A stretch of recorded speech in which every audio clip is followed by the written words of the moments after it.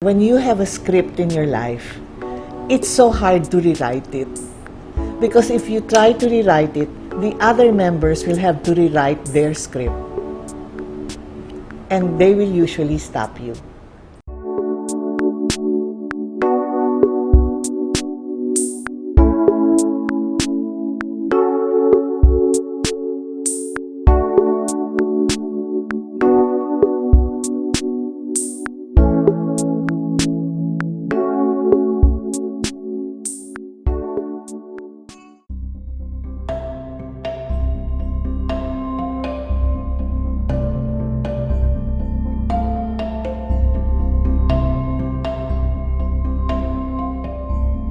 The family as a unit, the basic unit of society, there are naturally roles that sort of like fall into place.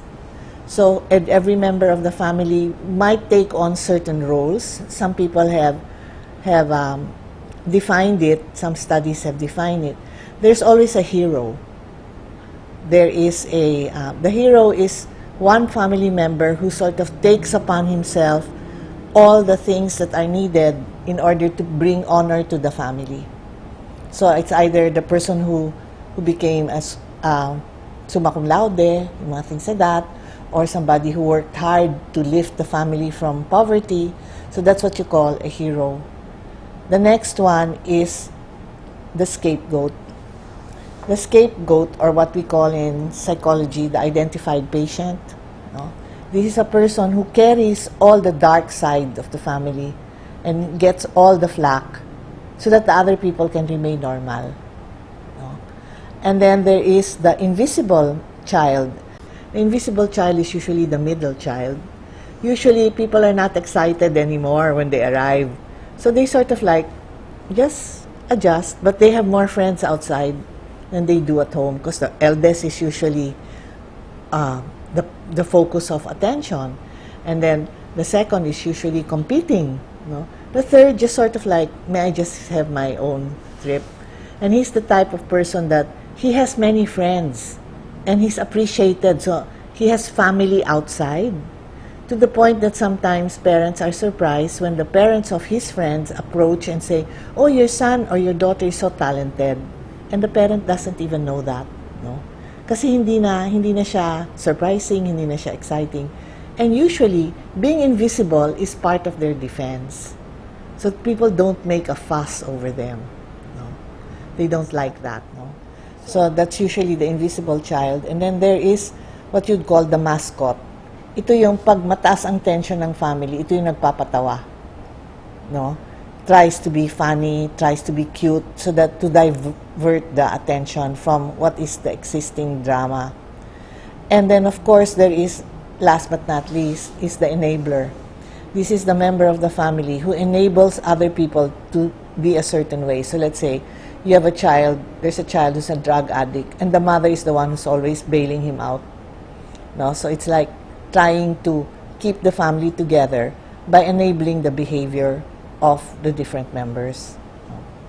So it's not meant, the intention is not meant to be disruptive, but in the long run, if you are not conscious, which is what Jung is always saying, if you are not conscious, this will permeate and this will continue to become a family script. No? So you carry it over to the next generation, etc. This different, they say, I think Jim Houston talks about the family being like parts of your body. No? So example, there's the hero, there's the invisible child, there's the mascot. It's like your two hands, your 2 feet, you know. When one part of the family hurts, one part of your body hurts, your whole body hurts. No? So when your finger hurts, your arm hurts, etc., etc. It's the same in the family. It's called family systems theory. And so that usually happens even though if members of the family begin to take on roles so that the family can survive. So like for instance, the scapegoat is the carrier of the projection of the family. The negative projection. So siya parating may kasalanan, siya parati ang may problema, siya parati ang hindi matino, so that the rest of them can function well. No?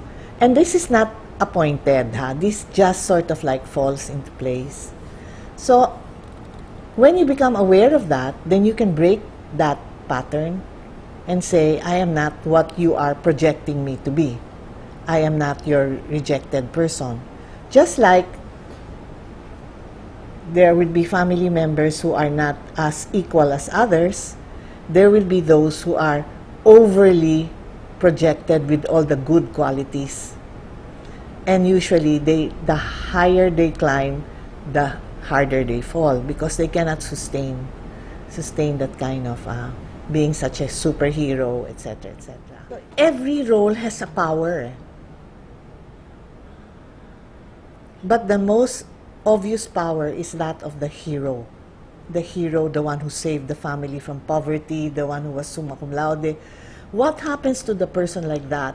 According to research, when you are too heroic and you buy your own press release, okay, what happens to you is that you are not balanced.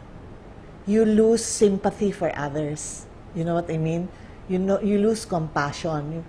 Ayan ka na naman, nangungutang ka, ako na naman ang mababayad yan. Yung mga ganon, no? So you lose compassion, you lose empathy, you lose your humanity because you are a hero. You cannot afford to have that. So even though if you're soft-hearted, you sort of keep it to yourself, no? So one of the biggest problems of the hero is they will not be able to relinquish the role. And when they cannot relinquish the role, they might become redundant. Because there are peaks and valleys of behavior. And so there'll be a certain behavior where you can no longer be a hero. I mean, hello, hindi ka na si Batman, no? Batang matanda ka nga, pero hindi ka si Batman. In other words, you've outlived your day, and you can't let it go. You see a lot of people like that in power. So when you talk about the family dynamics, the relationship between people in the basic unit of society, that relationship is not just, I'm the good person and you're the bad person. I am a good person and the bad in me is looking at you. You see what I mean? So that's why there's a dynamic component in the family unit. What happens there is if you don't become aware of it, or you don't buy into the fact that it's unconscious, you will think that is the truth. And so what will happen is you carry the truth wherever you go. And so there will always be a member of your family that's no good, no? Yung pala, the goodness of that person is not the goodness of your caliber. So therefore, you will always reject that person. So how do you come to resolve that? Initially, it's awareness that maybe there is that possibility that I'm not seeing certain things in this person, but that's not the end of it. It's hard work, no? Because remember, when you have a script in your life, it's so hard to rewrite it. Because if you try to rewrite it, the other members will have to rewrite their script. And they will usually stop you. There was this young man who was into drugs for a long time. And then he got well, he became aware, he tried his best and all that. And so he came to visit with me and with the psychiatrist, and his family was there. And he was doing so well. And then the mother and the father looked at him and said, "Kaya mo naman pala eh, bakit mo pa kami pinahirapan ng tagal?" 2 weeks after that, he was back into drugs. You see, because they were so bent on having a hard time with him that now that he was trying to do his best, they looked at it, they trivialized his efforts, no? And I don't think they even knew that they were doing that. They just thought, that's why when you try to change yourself, a person will there'll be someone who will try to stop you. Because if you change, they will have to change. And sometimes they don't want to do that. Awareness is the beginning. Being aware of that dark side, that opposite side, that's the beginning. it's a lifelong struggle within yourself, as well as a struggle with the people around you. And always, that's what they call the process of individuation. No? And the process of individuation is a process of becoming more and more yourself. And that takes a while, because there will be many people who won't want you to be yourself. They want you to remain the way you are so they can remain the way they are, because they're not conscious. So consciousness is the beginning.